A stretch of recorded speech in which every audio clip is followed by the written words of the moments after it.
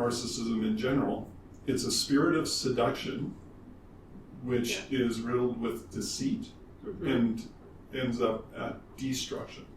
So it's seduction to destruction, and that's the cycle of the narcissistic spirit. So if you don't like the word spirit, you can use the word energy, like we talked about. Right? This energy, you can literally see it take over people. It's like the people sell fully out to be fully under the influence of. And so we can equate it to an addict, just fully gives into their addiction. So all of a sudden, they're just under the influence. They become instantly like a different person. Can you identify the difference between that person when they're under the spirit of narcissism versus when they're not? It's not like they sell their soul at one time. It's like they're constantly turning their soul over to the influence of the spirit. Then it becomes really confusing because you're reading the two pieces of information, you're seeing them for who they truly are, and then it just switches so quickly, and then you're caught completely off guard. It's almost like a parasitic possession. That's exactly what it is. That's exactly what it is. Because that parasite needs to feed. Yes. Yeah, and it just sort of takes over the whole of that person. Welcome to the Neonarcissism podcast, hosted by emotional intelligence specialists Kim and Jackie of Element Q, alongside strategic psychotherapist Brad Kaufman. Welcome everyone to the Neonarcissism podcast. We're really happy to have you back and joining us for this episode today. We are going to talk the spirit of narcissism. So let's jump right in. To me, I think this was a really big one. When we talk about spirit of narcissism, a lot of people might think that has a religious connotation to it. And of course, historically, there is a religious connotation, but we could call it collective narcissism, or we could call it the energy of narcissism, or the source of narcissism, or anything like this. But kind of the spirit of narcissism, I think, captures it fairly nicely. Yeah. So when we talk about the spirit of narcissism, I think we need to conceptualize it through this framework that narcissists seem to all have the exact same playbook. They sure do. Yeah, so it's like a collective unconscious of narcissistic strategies. And I don't think there's any training course on how to be the best narcissist. No secret underground school. Yeah, it just seems they all use very similar things, very similar manipulation practices, right? We talk about gaslighting. We've talked about the deception. Yes. That's a huge one, and how they will spin certain things in a certain direction, right? Altering realities. Altering realities. Unreasonable. And I think the using people as resources is part of that spirit of narcissism. And I think that sort of innate entitled feeling fits under that as well. It creates a lot of division, the spirit of narcissism. It's very much, it holds a lot of weight, whatever side it picks. If you try to stand up against it on the other side, you're the way that they can spin the information is that you're the villain for trying to take that other side. Your point of view isn't even discussed. It's not even looked at. It's not even taken under consideration because all the techniques of the narcissism being used are so quick and clever and conniving that, and also too, they have so much strength that everybody will want to be on their side because they don't want to be on the other side. Yeah, so you're talking about sort of, if I'm understanding correctly, but it being this sort of this one track, right? Like they've made a decision, this is sort of the end goal and how they're going to get to that goal, and just using all of the tools they need to in place to force that to happen. Well, and like you're talking about, the word divisive really characterizes this spirit, so to speak. Even if you look back, there are stories about narcissists that go all the way back, right? Of course, the original story is a fairly ancient story. But when you think of these other stories where people, and I like to call it under the influence, and the research actually supports this too, that people can demonstrate more of the narcissistic tendencies in some moments and then not in other moments. So interesting. The spirit of narcissism, I get it, this other sort of energetic motivator is coming into place. Yes. Very much so. And basically, so, well, okay, we're going to dive into that further. I want to define it just a little bit more here, but hold on to that, because that is so, how did you say that? Energetic motivator. Yeah, energetic motivator. That's so good. So the way I see it, though, if we look at narcissism in general, it's a spirit of seduction, which is riddled with deceit and ends up at destruction. So it's seduction to destruction, and that's the cycle of the narcissistic spirit. Brings you in. Yeah. Destroys you. Yes. Exactly. And really, if we were to look at the spirit for what it is interested only in destruction. It doesn't care about families. It doesn't care about individuals. It doesn't care about communities. It doesn't care about anything. It only cares about destruction. Yeah. So that's destroying the person that gives into the spirit. Now, this is where it starts to get really interesting, like you're talking about. Because if it's this energetic motivator, people literally have the ability to resist it or fight it or not give into it, but in like true narcissistic personality disorder and within true neonarcissism, it's like the people sell fully out to be fully under the influence of.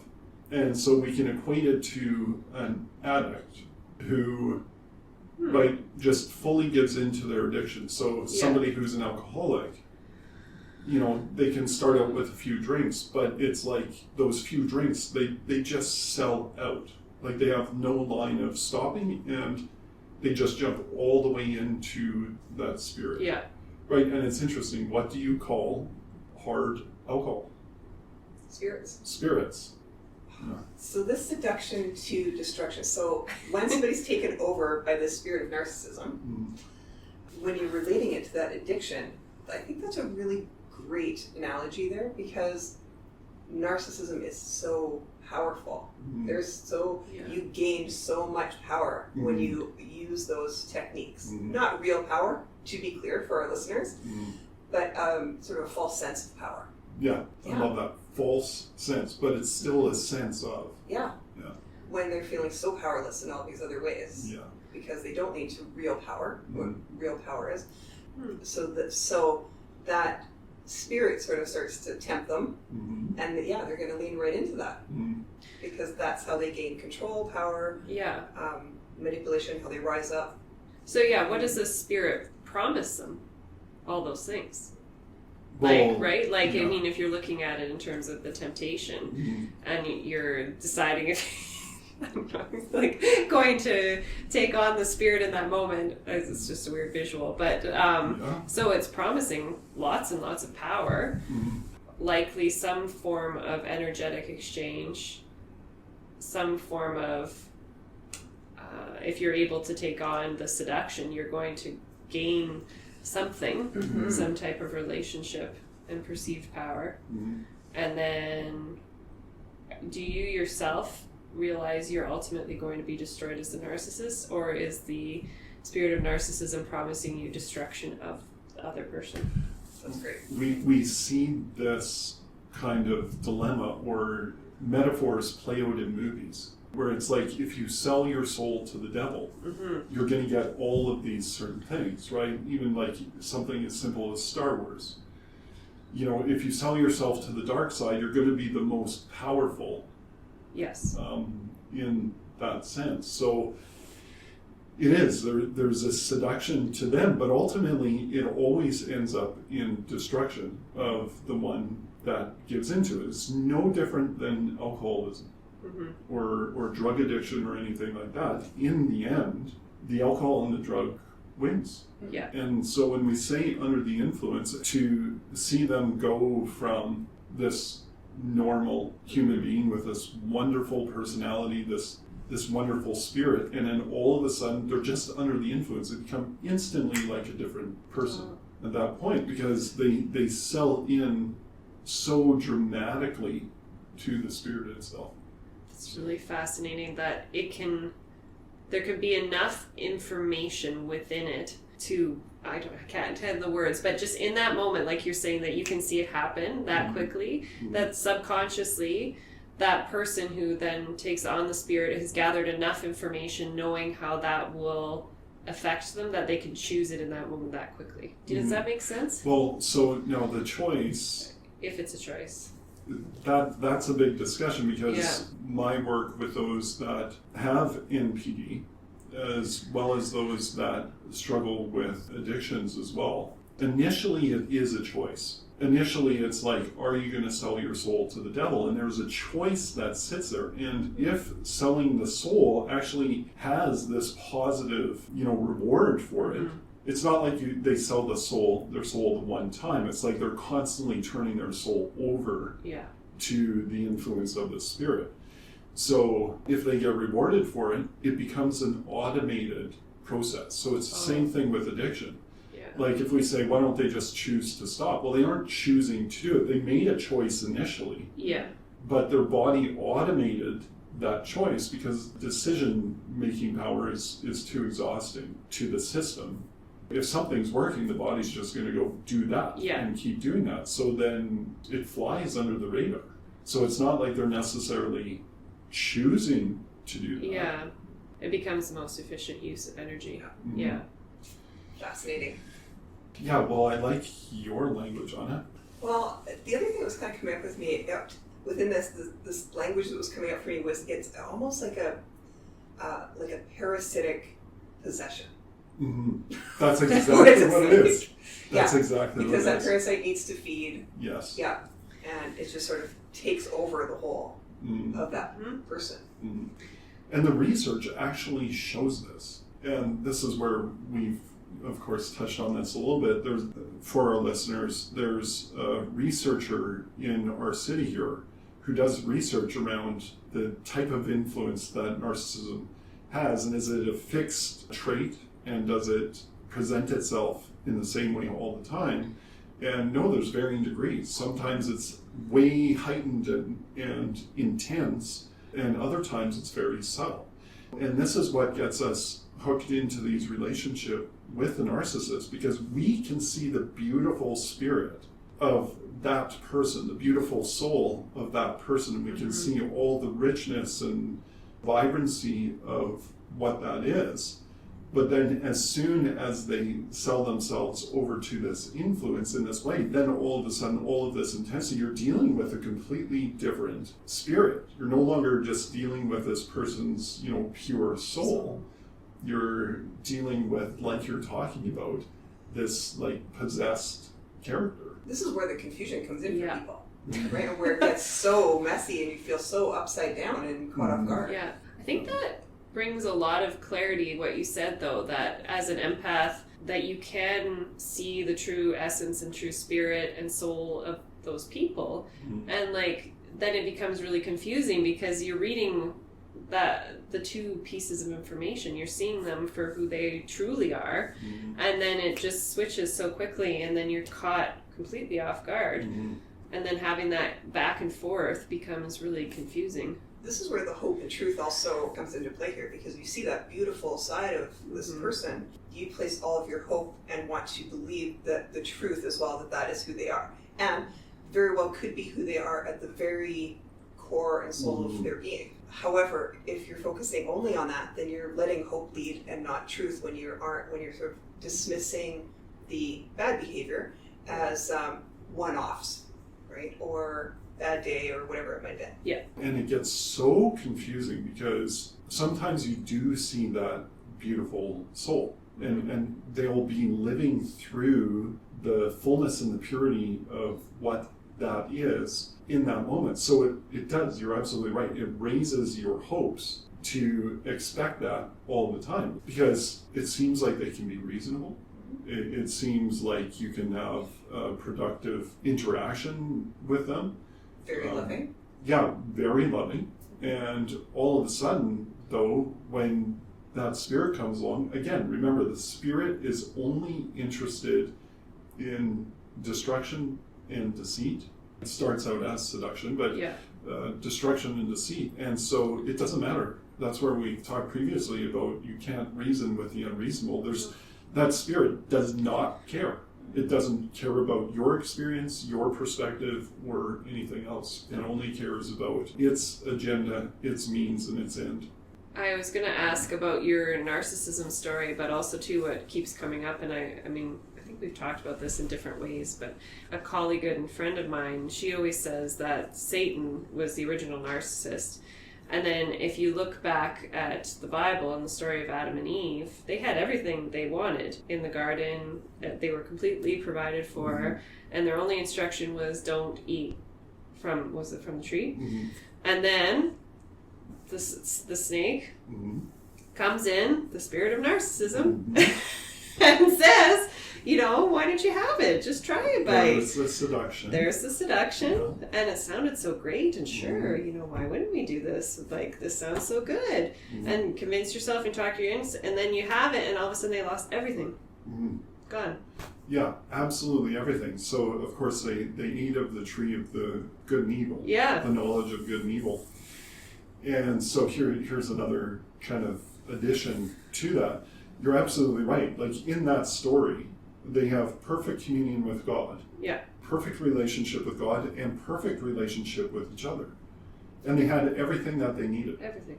They didn't need anything more. But the seduction, so this is what, and in a way, this is what our culture breeds, is this idea that this thing out here is going to give you something that you're missing. But really, there was nothing missing. And as soon as they ate of the tree of good and evil, they realized they lost something, they didn't gain something. Yeah. But that's what this spirit does. It's constantly pulling people, trying to seduce people through whatever seduction that may look like. It's not just a sexual seduction, it can be any type of temptation type seduction. And it just steals from our trueness. It steals from our true joy, happiness, peace, all of that. Yeah. That has already been given us, right, in our true nature. So it's that influence. Now, if we want to kind of keep going with these stories, the story of Samson. Now, this is one of those other biblical stories. So for those listeners that aren't familiar with it, basically Samson is the strongest man in the land.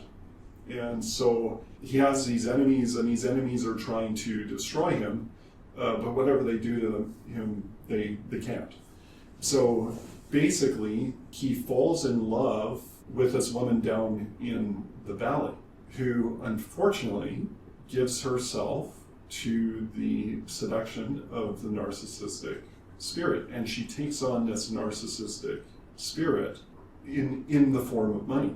So they sent his enemies go to her, the woman he fell in love with, and said, if you can find out his secret that we can destroy him, we will pay you. So that was a lot of money. So she's seduced by this money. So anyway, she's playing this narcissistic game with him. And again, I don't think it's a mistake for it to be the strongest man in the land on illustrating how powerful this spirit actually is. So she says to him, what's the secret to your strength? If I'm recalling correctly, he says something, well, if I'm bound by these types of ropes or something like that, it saps all of my strength and I'm weak at that point. So he gets bound by these things, by his enemies, because she went back and told them. Yeah. But he broke out of them because that wasn't the true story. So now he knows that she betrayed him. She took that knowledge and she did something. However, and we've talked about this before, this is where the story gets really interesting, and this is what the spirit does. It uses love and it uses your virtues against you. So she said, if you truly love me, you will tell me your secret. So as soon as she plays that angle on him and uses his love, which is a pure thing, against him, ultimately he finally tells her the secret. It's in his long hair. So they cut his hair, they bind him, they poke his eyes out. Oh. And all of a sudden, here the spirit takes the strongest guy in the land and makes him super weak. Now, they bind him, his hair grows back, and then the end of the story is basically he collapses a building on everybody, including himself, and just kills everybody. So it's kind of like a whole destructive story in the end. But that's what the spirit of narcissism wants to do. And it's a really good illustration of what it actually is. So. Yeah. It's a pretty powerful story. Mm-hmm. And also, I mean, really, like, sadly, nobody really wins. Yeah. Well, we've talked about Yeah. that. Nobody wins in the end. Mm-hmm. Nobody. I think one thing I was going to say that came out of that I would say is an important aspect of the spirit of narcissism and seduction is money. That is a really big thing that spirit of narcissism will seduce people through money. Well, yeah, because money is like the low-lying fruit, and it's like, what does any of that actually matter? But it's seductive. Like, again, the spirit functions because first they have to give in to the spirit in order for that spirit to influence us through our virtues, right? Because there's no way that spirit could come up to us and be like, hey, I'll give you power. Who cares, right? I'll give you this $2,500 handbag. So what? For what? So it has to seduce in a way that it can use your virtues and your love against it. Yeah, so it won't look the same for everybody. That's exactly it. That is so well said. It doesn't look the same for everybody. Yeah. The seduction is different for everybody. Yeah. So it's just, for our listeners to apply the concepts, but the sort of examples might be different. Jeepers, that's a lot of it. Now, I like your term, the energetic motivator. Really, it is. It's like, so if you don't like the word spirit, you can use the word energy like we talked about. This energy, you can literally see it take over people. But this is why that comment of you don't know how to deal with something until you know what you're dealing with. And when you realize that it's not this wonderful human being sitting in front of you, but this almost like dark force. Now, I've also seen it rage to some degree, so you have to be very careful with it. Yeah, a topic for another day is narcissistic rage, right? And how that can formulate and how to strategize around that. Yeah, because this spirit will use any form of influence or manipulation it can. Yeah, and if one doesn't work, they can go to another, which is what keeps you on your toes. Man, this topic feels heavy. I would say it kind of floats, and sometimes you can even feel it if you're really paying attention to it. People also, you might notice if you are somebody who is highly empathetic and you are interacting with somebody who's sort of moving towards that spirit of narcissism, that they may actually move away from you if they know they're being seen. And that's an energetic exchange. That's not necessarily happening in conversation or in action, but just in an energetic exchange. They'll move away from you because they know that you know that you're onto them, right? So you might notice that as well. So now here's the thing. The reason they move away is because we are way more powerful than that spirit when we know what we're dealing with.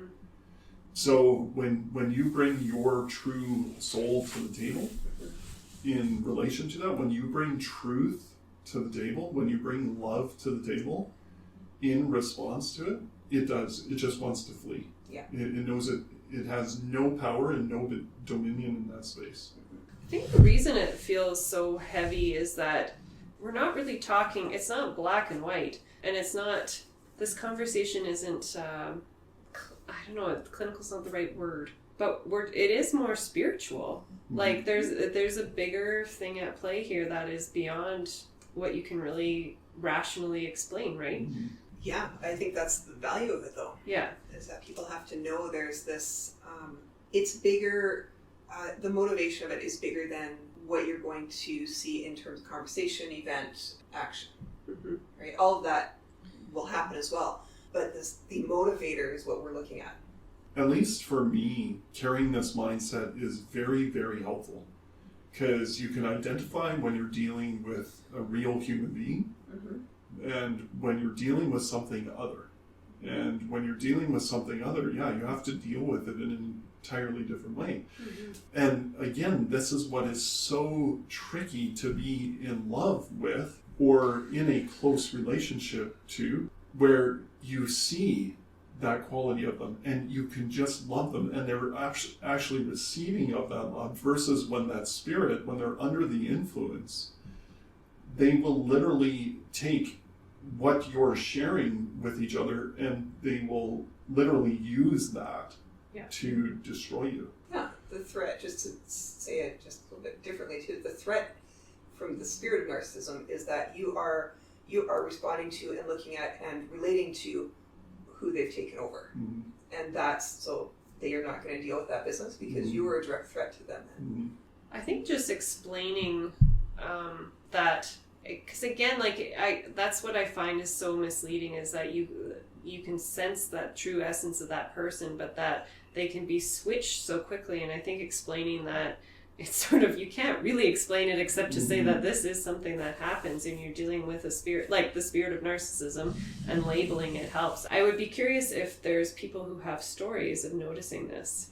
Yeah, I think this is actually really great to test for people, just to we're not bringing it up to the narcissist, but just for yourself to see if you can filter it through this new information. Yeah, what the experience is for you. What people notice, are you noticing a change in the pupils, a change in the eyes, a change in facial expression, a change in the tone of voice, a change in body language? Yeah. Can you identify the difference between that person when they're under the spirit of narcissism versus when they're not? Mm-hmm. That would be really interesting information, and just a tool for people to start noticing and categorizing as well. And one really practical, easy way to do this is to think about it being under the influence. Mm-hmm. So, for instance, right, if you have an alcoholic and they get off alcohol and they're clean for a long time and they're more themselves and they're a wonderful person when they aren't under the influence, that's a really good indicator, because their tone is a certain way, their reasonableness, all of that type of stuff functions in a certain way. But if they start drinking again, and if they really put themselves under the influence of the alcohol, well, we've all seen how people can change under the influence of alcohol. So this is really the exact same thing. Like you're saying, it can be that obvious when you're watching for it. Yeah.